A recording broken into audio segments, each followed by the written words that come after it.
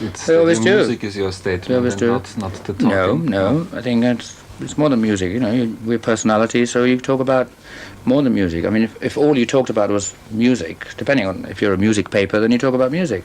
In 1987, Freddie Mercury got devastating news that would change everything. But he never told his mother. For 4 years, Jer Bulsara watched her son waste away, thinking he was just tired from touring. She only learned the truth when reporters called her house in November 1991. By then, it was too late. She rushed to see him, but Freddie had already passed. Now, decades later, she's revealing what really happened in those final months. The secret codes on medical bills, the morphine drip he removed every morning, and the confession that broke her heart forever. Freddie Mercury was born as Jer Bulsara on September 5, 1946, in a small government hospital in Stone Town, Zanzibar. From the moment he came into the world, something about him stood out. He had 4 extra teeth in his upper jaw, which pushed the rest of his teeth forward. It gave him a large overbite, something he stayed self-conscious about for most of his life. But he never got them removed. He believed those extra teeth helped create his powerful voice, the one that would one day reach 4 octaves and shake stadiums. His parents, Bohemian and Jer Bulsara, were Parsi Indians from Gujarat and followed the Zoroastrian faith. Bohemian worked as a cashier for the British Colonial Office, earning around $800 a month in 1946. Their house in Zanzibar was surrounded by spice markets filled with the smell of cinnamon, cloves, and cardamom. In the middle of all this color and noise, young Farouk began to discover his strange and special talents. By the time he turned 3, his musical gifts were already shocking people. He would bang on pots and pans in rhythm, but the real surprise came when he started copying songs from the radio. He could mimic full melodies after just hearing them once. This wasn't just a kid humming along. His pitch and timing were exact. After the family got their first radio in 1949, he would sit by it for hours, soaking in everything from Indian classical music to British pop hits. Neighbors would come by just to hear him perform. At 7, he started piano lessons, but his teacher quickly realized he already understood music on a deep level, the kind most people took years to learn. That natural skill would one day allow him to write something as complicated and beautiful as Bohemian Rhapsody without even needing formal training. But Freddie didn't just love music. When he was only 5, he already had over 1,000 stamps in his collection. He got this hobby from his father and kept it up from age 9 to 12 with the kind of focus that surprised everyone. He arranged the stamps by color and shape, not by value, like he was creating little works of art on black album pages. His stamp book is now kept in London's Postal Museum. It had stamps from Zanzibar, Great Britain, Monaco, Aden, and other African countries. Years later, in 1993, the album was sold for a big sum of money, and all of it was donated to the AIDS charity set up in his name. But things changed fast when the revolution began. On January 12, 1964, when Freddie was 17, chaos broke out in Zanzibar. Thousands of Arabs and Indians were killed. The Bulsara family had to leave their home overnight. They packed only what they could carry and escaped to England, leaving behind their comfortable life in Stone Town. Bohemian, once a respected office worker, now took a cashier job in London. Jer worked at Marks & Spencer. The sudden move from tropical Zanzibar to gray, cold England hit Freddie hard. He felt like an outsider, a refugee in a strange country. That feeling of being different would stay with him for the rest of his life. Even before all this, Freddie was a wild child. His mother called him very naughty. He would climb mango and coconut trees in other people's yards just to steal fruit. Not because he was hungry, but because he liked the thrill. In school, He would break the rules, perform for the class, and ignore the strict British-style education system. But he wasn't just a troublemaker. He loved putting on little shows for other kids and always cast himself as the star.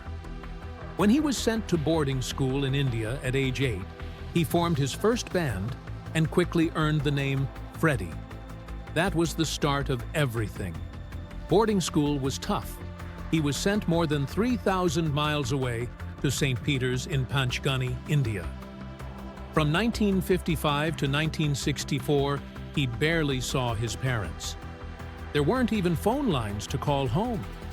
He wrote long letters starting with "Dearest Mother and Father," trying to sound cheerful, listing his school trophies and achievements. But deep down, he was lonely. He once said that being separated so long made him feel deeply insecure, and that fear of being alone never truly left him. Even in school, he stood out. On March 1st, 1959, when he was 13, he formed his first band, the Hectics. They performed Elvis songs during assemblies. Freddie played piano. One of his bandmates later said they only started the band to impress girls, and that they weren't very good. But everyone could tell Freddie had something special. Even with just a battered old piano and homemade instruments, he took the stage like a natural. He wasn't just a musician, he was also brilliant in school. At age 12, he won a trophy for being the best all-round student. He was good at art, boxing, and even table tennis. But his teeth made him a target. Other kids teased him, calling him Bucky and Donkey. He later said the bullying at school was real and that he was even chased by teachers. It left scars. Instead of hiding it, he turned that pain into power. He kept his teeth the way they were and made them part of his image. During the school holidays, he returned to Zanzibar and played piano with his sister Kashmira. They shared quiet, happy moments making music. At school, his music teacher, Mr. Davis, would hold special evening sessions that included opera and poetry. Freddie soaked it all in. At just 12, he wrote his first song, Little Freddie.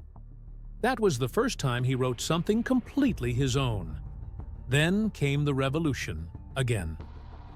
On January 12, 1964, the violence in Zanzibar exploded. Up to 17,000 people were killed. The Bulsaras escaped to England. Freddie had just finished his final year of school and arrived in Feltham with only a suitcase and his stamp book. Their new home had no central heating, and they had to learn how to light coal fires. He washed dishes and worked at Heathrow Airport while studying at Isleworth Polytechnic. His sister remembered him constantly sketching and listening to Jimi Hendrix. He felt completely out of place in England's cold and quiet suburbs. After a childhood in vibrant places, this new life felt gray and empty. In 1966, he joined Ealing Art College. While other students designed boring packaging, Freddie was focused on rock stars. He loved theatrical performers like Jimi Hendrix. He graduated in 1969 and later used his design skills to create Queen's famous crest logo. At Ealing, he started believing that becoming a rock star wasn't just a dream. It could really happen. On August 13, 1969, Freddie met a small band called Ibex. Just 10 days later, he performed with them for the first time. It was August 23rd, and the show was in Bolton. He only had one pair of trousers, one shirt, and one pair of boots. But on stage, people already called him the star. His bandmate said he was better at putting on a show than anyone else. Even though Ibex broke up just a few weeks later on September 9th, Freddie had found what he was born to do. After that, he sold vintage clothes with Roger Taylor at Kensington Market. They had very little money, but Freddie was always stylish. Roger later said they were always where the fun was. The market was filled with artists, hippies, and dreamers. Even Lemmy from Motorhead once said he sold drugs there. For Freddie, this place wasn't just a job. It was where he built his persona, piece by piece. Then came one last heartbreak. In 1969, he auditioned for a band and got rejected. They said his style was too much. He was told he was over the top. That same year, his next band, Sour Milk Sea, also broke up. Freddie was crushed. But instead of giving up, he got even more determined. He listened to early Queen demos and hated how he sounded. He said, "I'm not having this. This is not good enough." That pain of rejection pushed him toward perfection. It made him form Queen. When Jer Bulsara walked into the flat that Roger Taylor and Brian May shared in Kensington in April 1970, something big changed. He wasn't just joining their band Smile as the singer. Right away, he renamed the group Queen, sketched a crest logo on a napkin, and told them they should dress like rock and roll royalty. At their first show on July 18, 1970, at Imperial College London, Freddie spun around nervously, lost his balance, and broke the lower half of his mic stand. Instead of getting a new one, he loved the way it looked and used that broken mic stand for the rest of his life. There were only around 150 people in the audience, but Brian May later said it was the first time he saw Freddie become a true star. Just days later, Freddie was already drawing out wild stage ideas and costume changes, even though they had almost no money. Those wild ideas would soon become a big part of what made Queen different. In March 1972, they signed a deal that nearly ruined them. Trident Studios offered them free recording time, but in return, they wanted full control as Queen's managers. Trident only paid each band member $60 a week, even though the average factory worker in London made more. On top of that, they charged the band full price for studio tapes and even meals, putting them deep into debt. One day, Freddie had to pawn his favorite Fender Stratocaster guitar for just $25 to keep the lights on in their rehearsal space. He never told anyone. Brian only found out years later when the guitar showed up at Sotheby's. Still, that tough deal gave them access to professional 24-track recording equipment that most new bands couldn't dream of.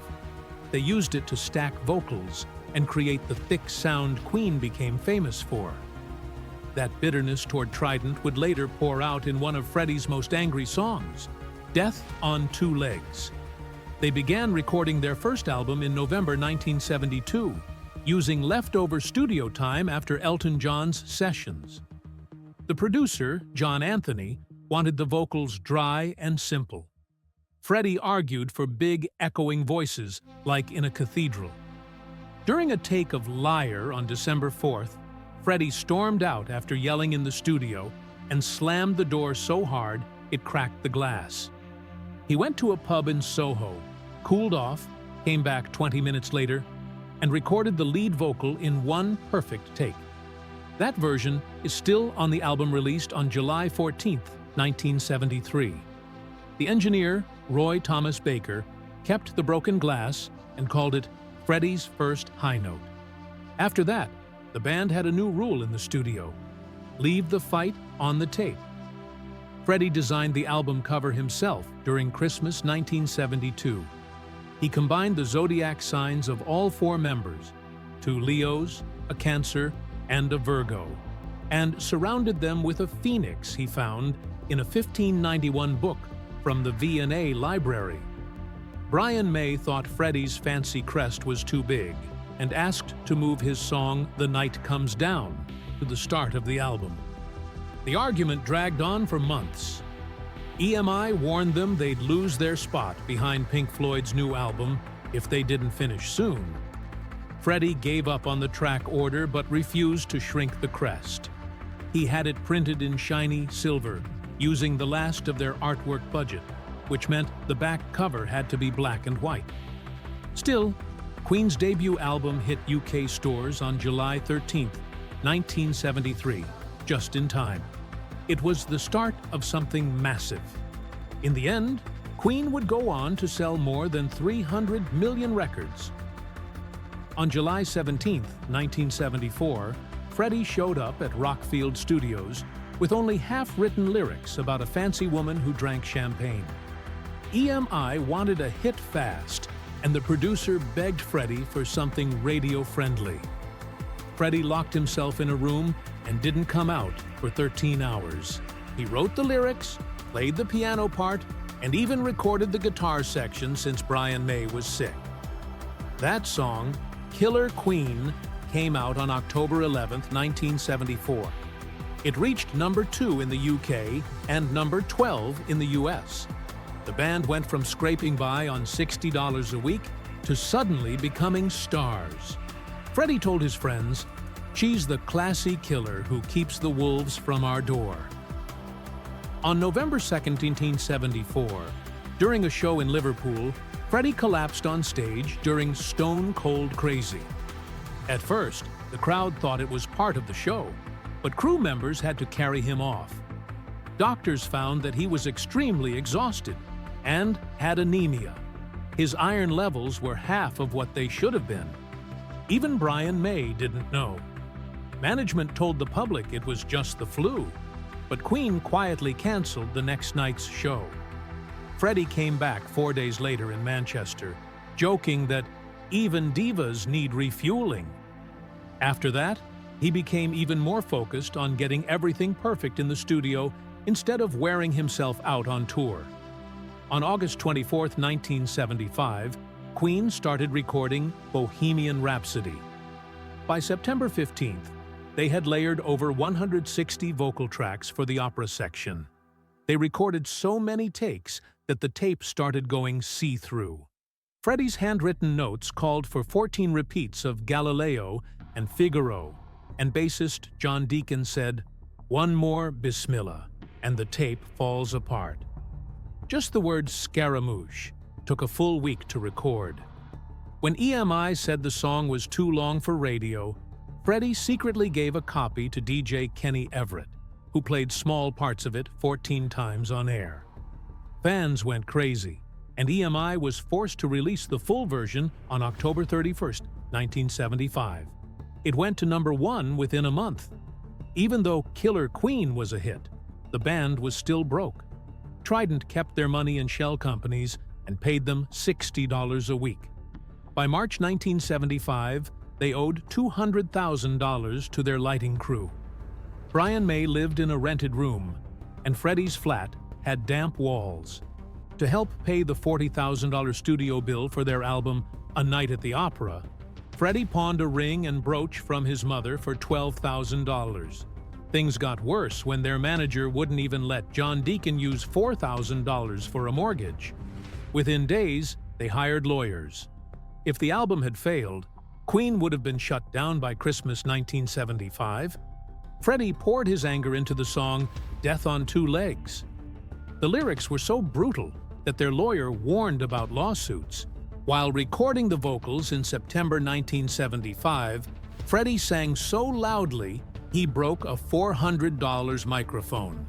The engineer kept it as a souvenir. The lines like, "You suck my blood like a leech," were clearly aimed at their old manager. He sued, but they settled out of court. The band didn't name him in the credits, letting fans guess who it was. That song proved Queen was done playing nice. On October 29, 1976, Queen went to see a football match. As chants echoed around the stadium, Freddie got an idea for a song that would let the band sing back to the fans. That night, he began writing We Are the Champions. Later, he added lines like, "I've had to fight to win," and many people in the UK gay press believed it was Freddie's hidden way of coming out. EMI worried and labeled early copies as a football anthem to distract attention. It still reached number 2 in Britain and sold 2 million copies in the US. In a 1977 radio interview, Freddie said, "The terraces aren't the only closets being kicked open tonight." On Halloween night in 1978, Queen threw a party at the Fairmont Hotel in New Orleans for 52 EMI bosses. They invited 1,000 people, flew in reporters, and had 300 gallons of Moet champagne, snake charmers, topless waiters, drag nuns, and even dwarves, carrying trays of cocaine in tiny hats. One performer smoked a cigarette with no hands. Freddie wore a Harlequin outfit and spent $200,000. A few days later, he said the whole thing looked fabulous on film, but felt hollow by dawn.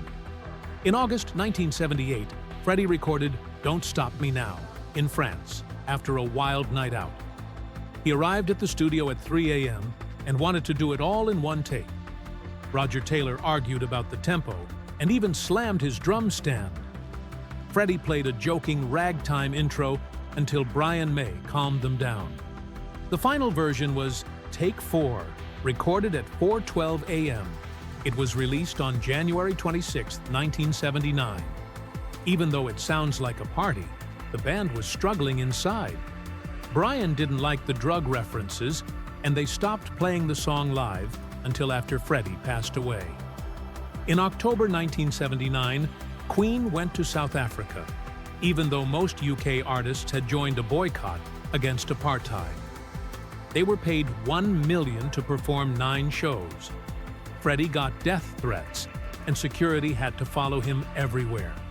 The British Musicians Union fined each member $1,000. Still, the shows were packed.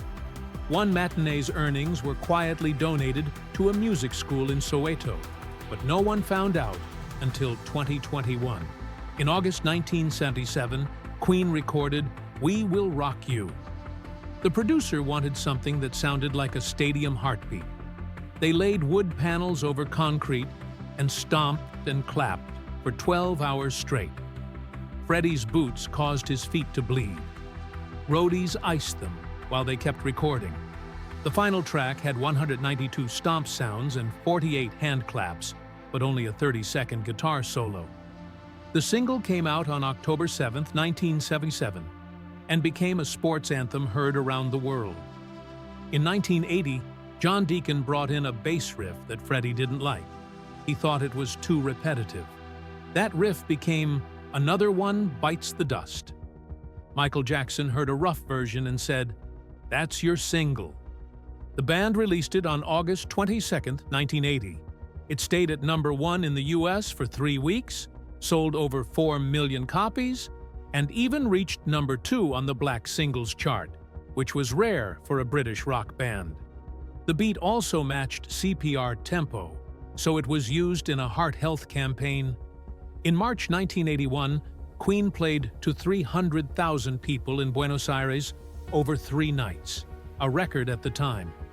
The military government got bomb threats and brought in 60 commandos and rooftop snipers to protect Freddie.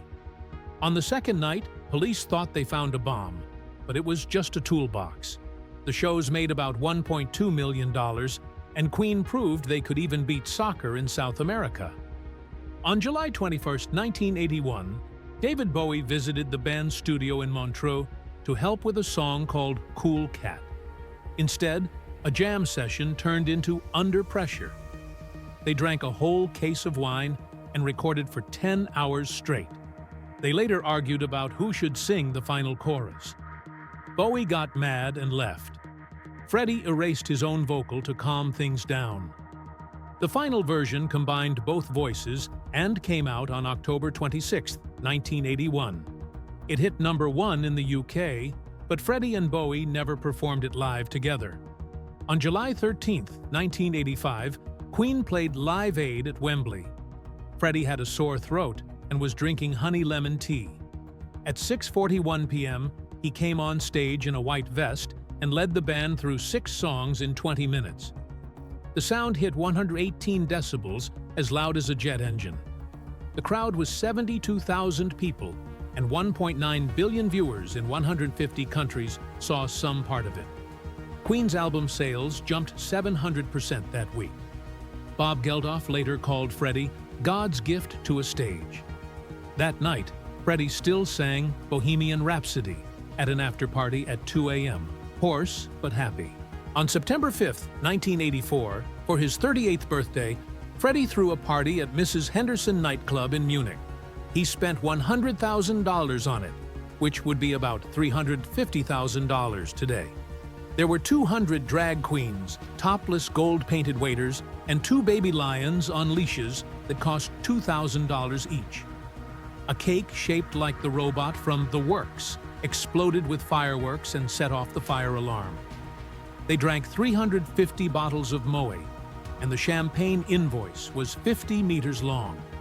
A local tabloid printed photos of Freddie in leather shorts and a crown, calling the party the Kingdom of Sin.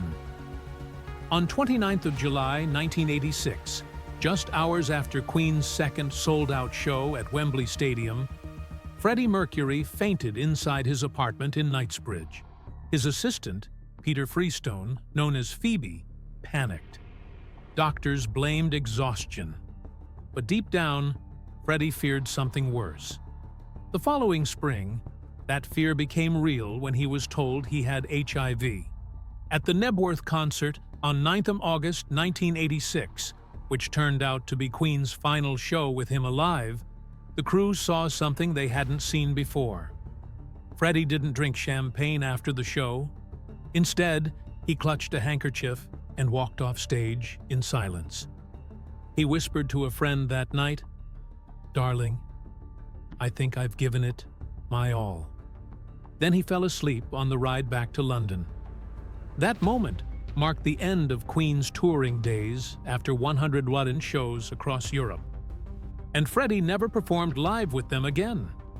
In February 1987, he filmed a new music video for The Great Pretender.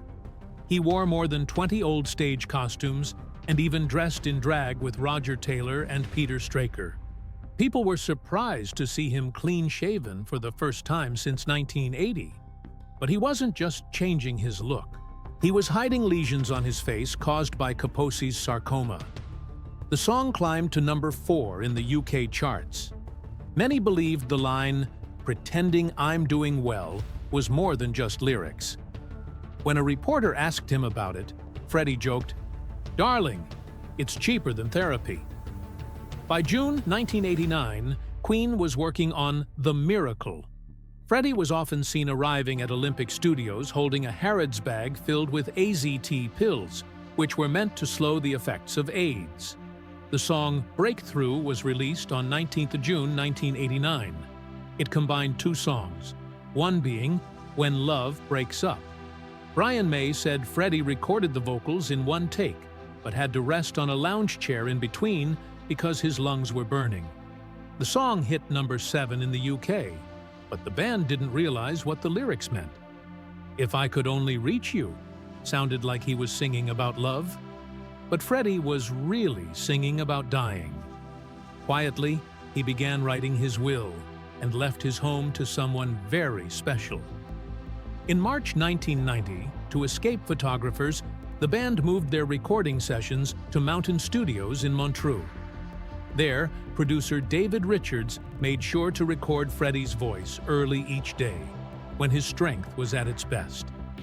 Doctors gave him 30 milligrams of morphine every morning to help him with the pain in his bones. While recording The Show Must Go On, he drank vodka to numb his throat. Still, he hit a powerful B-flat note and told Brian May, "I'll fucking do it, darling, and I might be dead tomorrow." The album Innuendo came out on 4th of February 1991. By November that year, Freddie weighed less than 120 pounds. When he recorded Mother Love, he was too weak to stand. He sat on a stool, wrapped in a Persian shawl to hide the marks on his body. On 24th November 1991, he died. Just 48 hours earlier, he had told the world he had AIDS. In his final 12 days, from 13 to 24th November 1991, Freddie refused all treatments. He didn't want tubes. He didn't want hospitals. He told Phoebe to remove the morphine drip every morning so he could feed his koi fish, while wearing a silk robe. On 22nd of November, he dictated a 54-word statement. It was the first time he ever said the word AIDS publicly. It was sent out late at night, on 23rd November. Exactly 1 day later, at 6:48 p.m., he took his final breath while holding Dave Clark's hand. Jer kept coming to see him every Wednesday that year. but he never said the words, "I'm dying." She knew anyway. In one visit, just days before his death, she found drawings from Freddie's childhood tucked under his pillow. One was a sketch of a harbor in Zanzibar. Another was his first band logo. He called them his Lucky Charms. She kept this private until a TV special in 2011. Then came something no one saw coming. A biography released in 2025 revealed that Freddie may have had a daughter. The girl was born on 18th of February 1977 in Lucerne after an affair with a married Swiss photographer. DNA tests from 2024 confirmed a 99.974% match using Freddie's hair. She said he sent her 17 diaries between 1989 and 1991. Each one had a silver crown charm. He even sang "Love of My Life" to her on her 3rd birthday in Montreux. Now she's making legal claims to a $50 million estate, with over $3 million coming in each year from streaming. Mary Austin responded quickly. She said if Freddie had a child, he would have told the whole world. She said she handled all his mail and never saw any money sent to a child. She pointed out that the ink used in the diaries was discontinued in 1984, yet some pages were dated 1990. Mary owns the only verified collection of Freddie's personal letters, which are stored safely in a vault. After Jer's story about the drawings came out, a similar one went up for auction in 2022. It had a starting price of $80,000, but sold for $312,000 before Mary stopped the sale. She said it belonged to the estate. Fans began arguing about whether these memories should be in museums or private homes. In 2025, Queen held a memorial at Wembley on 24th of November. That girl, now grown, was allowed to attend. She sat beside Brian May, but no one on stage acknowledged her.